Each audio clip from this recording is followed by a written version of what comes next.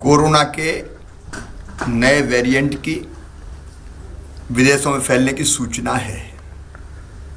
अभी तक भारत में नए वेरिएंट की उपस्थिति की कोई सूचना नहीं है, लेकिन सावधानियां अत्यंत जरूरी है। इसलिए आज ही हमने बैठक करके कुछ फैसले किए हैं। एक हमने निर्देश दिए हैं कि दूसरे देशों से मध्य प्रदेश में आने वाले यात्रियों के संबंध में भारत सरकार के सर्विलांस के नियमों का कड़ाई से पालन किया जाए। एक महीने में जितने भी लोग अंतर्राष्ट्रीय उड़ानों से यहाँ आए हैं, आगमन जिनका हुआ है, उनको चेक करना और अगर कोई पाया जाता है संदिग्ध तो उसको आइसोलेशन में रखना, उसकी आवश्यकता है, उसके निर्देश दिए हैं। जीनोम सीक्वेंसिंग के सैंपलों की भी हम संख्या बढ़ाएंगे ताकि अगर कहीं इस तरह की कोई स्थिति बने तो जानकारी का अभाव ना रहे। आज हमने निर्देश दिए, जितनी आवश्यक दवाई हैं उनकी उपलब्धता सुनिश्चित कर ली जाए, चाहे वो रेमडेसिविर इंजेक्शंस हो, चाहे दूसरी दवाइयां हों अलग अलग तरह की, उसकी सबकी उपलब्धता सुनिश्चित करेंगे। ऑक्सीजन की लाइनों से लेके अस्पतालों की बाकी व्यवस्थाएं, ऑक्सीजन प्लांट्स जो हमने लगाए हैं उनको भी चला के देखने के हमने निर्देश दिए, क्योंकि कई जगह उसकी जरूरत पड़ ही नहीं रही थी यार। इसलिए आवश्यक जितनी तैयारी है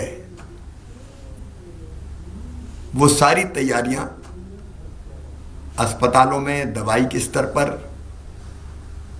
फिर रोज जो टेस्ट होते हैं उसके स्तर पर अभी लगभग 58-60 हजार हो रहे हैं।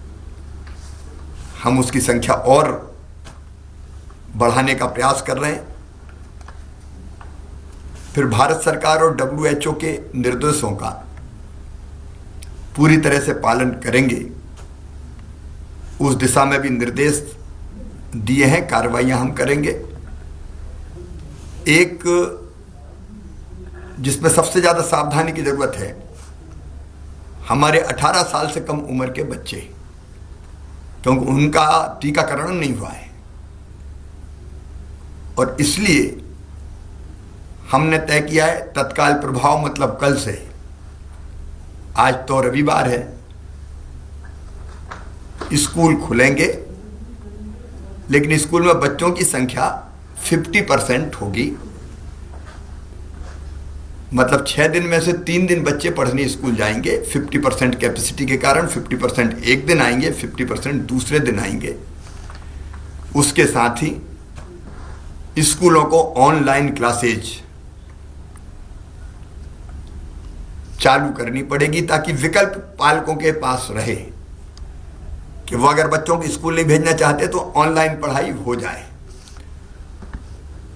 इसलिए विकल्प सामने रहे।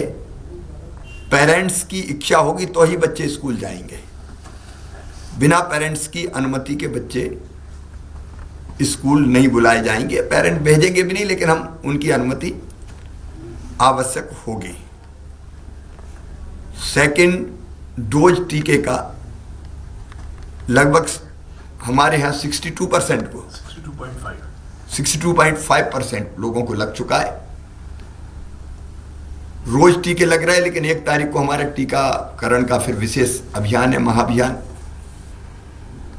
सभी से मैं अपील करता हूं कि पूरी ताकत से जुट के जो शेष बचे हैं सेकंड डोज के लिए या फर्स्ट के लिए भी कोई शेष बच गया है तो उसका टीकाकरण पूरा हो जाए।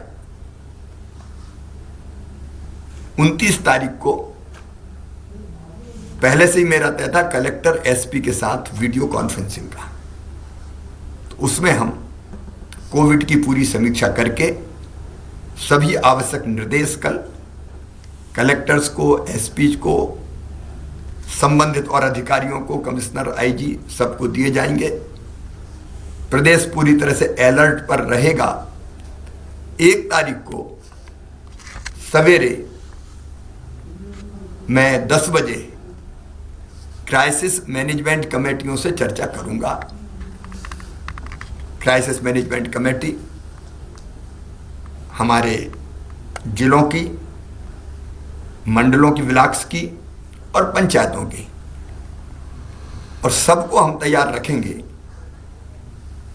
कि अगर तीसरी लहर आती है तो उससे लड़ने के लिए हम कमर कस के तैयार रहें, क्योंकि बिना समाज के सहयोग की ये लड़ाई जीतना कठिन होता। पहले भी समाज के सहयोग से हम लोग जीते हैं। मास्क लगाना और दूरी बनाना, अभी हम कार्यक्रमों पर प्रतिबंध नहीं लगा रहे, हम लोग नजर रखे हुए हैं स्थिति पर, वो देखेंगे। लेकिन ये अपील और आग्रह सभी प्रदेशवासियों से है कि कार्यक्रम में जाएं लेकिन मास्क लगाए रहें, यथासंभव दूरी बनाए रखें, हाथ पहले की तरह साफ करते रहें, और जरा भी लक्षण अगर दिखते हैं तो तुरंत टेस्ट, वैसे भी टेस्ट में सहयोग करें लेकिन तुरंत टेस्ट करवाएं। अभी स्थिति चिंताजनक नहीं है। प्रमुख रूप से 2 शहरों में ही पॉजिटिव केस आ रहे हैं, इंदौर और भोपाल में, और उनकी संख्या भी ऐसी नहीं है जो आज हमारे मन में डर पैदा करे, लेकिन सावधानी जरूरी है, क्योंकि इंदौर से फिर बाकी जगह मालवा और निमाड़ में और भोपाल से आसपास अगर संक्रमण फैला तो वो फैलता है, और इसलिए कॉन्ट्रैक्ट ट्रेसिंग, जो पॉजिटिव पाए गए उनका पूरा ध्यान कि वो आइसोलेशन में रहे, कॉन्ट्रैक्ट ट्रेसिंग, अस्पताल में जाने की जरूरत है तो अस्पताल ले जाने की व्यवस्था, ये हम सब करेंगे, क्योंकि अफ्रीका में और दुनिया के कई देशों में ये जो नया वेरिएंट है वो और ज़्यादा तेजी से फैलता है, ऐसे समाचार आ रहे हैं। इसलिए सावधानी आवश्यक है, और मैं प्रदेशवासियों से अपील करता हूं कि बिल्कुल भी असावधान ना रहें। संक्रमण फैलने से रोकने के लिए जो आवश्यक नियम है उन सब का पालन करें। सरकार आपके साथ मिलकर कोई कसर नहीं छोड़ेगी। हमारी कोशिश रहेगी कि तीसरी लहर ना आ पाए।